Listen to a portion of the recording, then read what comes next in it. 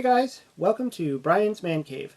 Today's flick pick is kind of an unusual movie. I never saw this as a kid, so it was kind of neat actually going into this movie for the first time, and I didn't really know what to expect. It was given to me as a gift, and I was quite surprised that the style of movie it was entertaining. And when I kind of look at the cover, first thing I thought was, is this just going to be cheesy? Is this going to be boring? Is it going to be, a lot of thoughts came to my mind, and that's They Live by John Carpenter.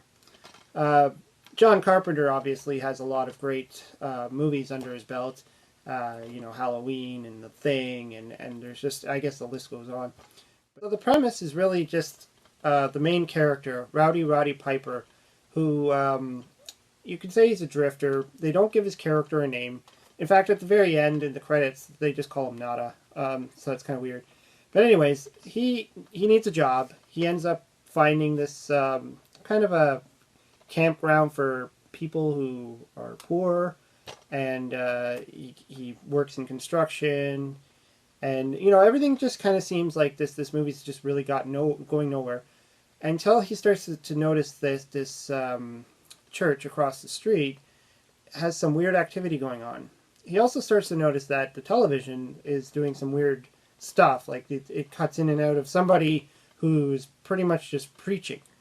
And so obviously he starts making a connection and wanders over to the church because he keeps seeing these weird people going in and out. So really what it just comes down to is there are aliens populating the earth. And for some odd reason, the only way they can be spotted is by these special glasses. They look like shades. So he finds these shades in the church, puts them on, sees crazy stuff everywhere. So when he's wearing these glasses, he can see everything is in black and white. And so that's where this weird thing happens, where the movie goes from color to black and white when he puts on the shade.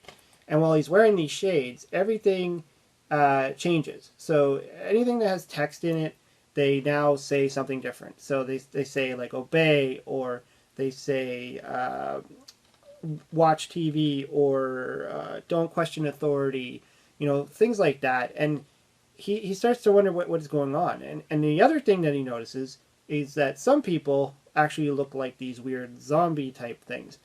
And you don't really know exactly what's happening at this point. He's trying to figure it out. So he's taking the glasses off. He can see everything looks normal, puts it back on.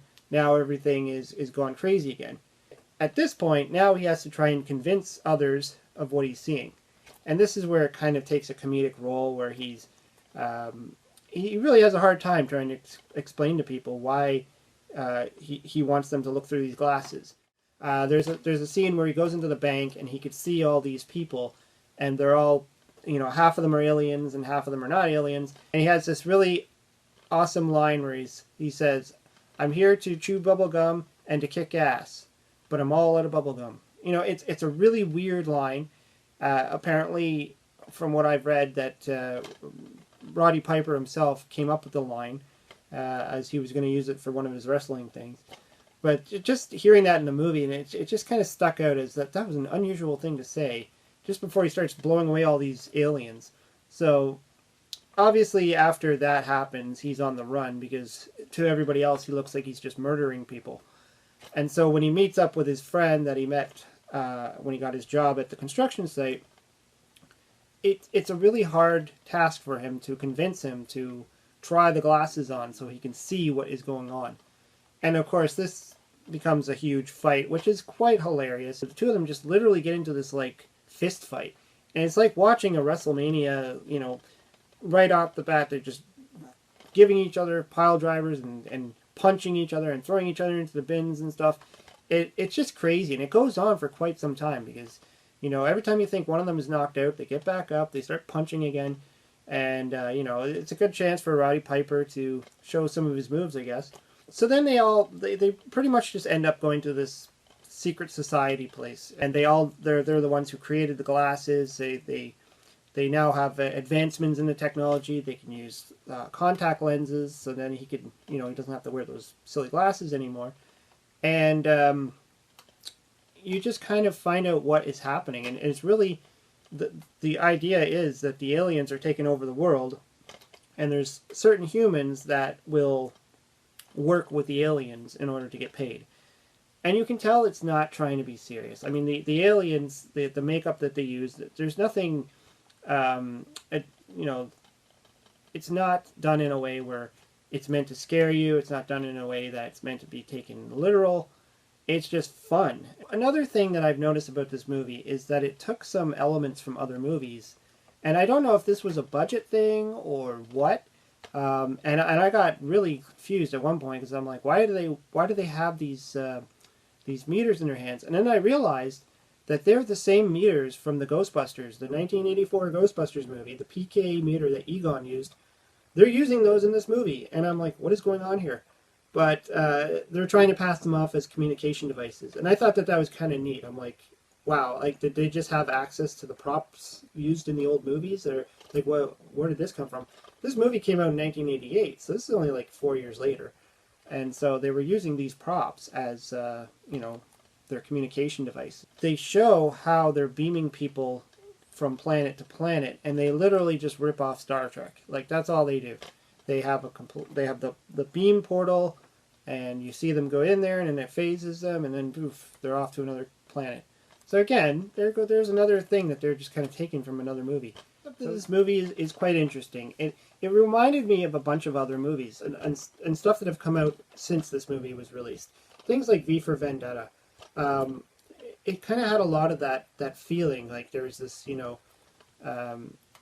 kind of society going on, and it's all about conforming the public and making them obey and creating this kind of government-run society, secret society. And another thing that kind of piqued me was it reminded me a lot about a Nintendo game that I played a while, Spark versus the Space Mutants.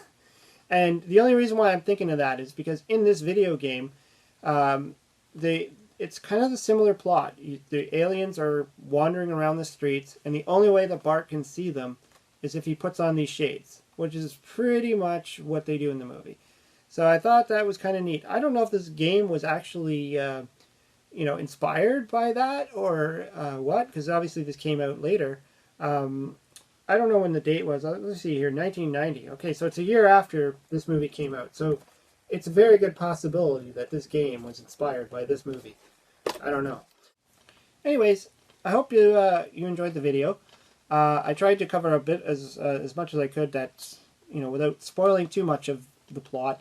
And if you've seen it, I would like to know what your comments are on it. What do you think of Roddy Piper as an actor? And what did you think of the plot itself? Like, it's interesting. And there's one last thing I wanted to mention, and the thing with the glasses too, is that we're not that far away from this reality right now. We have Google Glass and augmented reality. There are people looking in their phones and seeing Pokemon. Like, you know, it's happening today, right? Obviously, this isn't alien activity I'm talking about. But I mean, this whole idea that now we got these corporations that can control what you see. And it's kind of interesting that this movie kind of had that in there. Obviously, this was taken from a short story. But anyways, it's just very interesting that they kind of touch on that. And I think a lot of old movies, they kind of do predict a lot of things that are going to happen in the future. So it's kind of neat. Anyways, hope you liked the video. Hope you subscribe to my channel. Let me know in the comments below what you think. Talk to you later.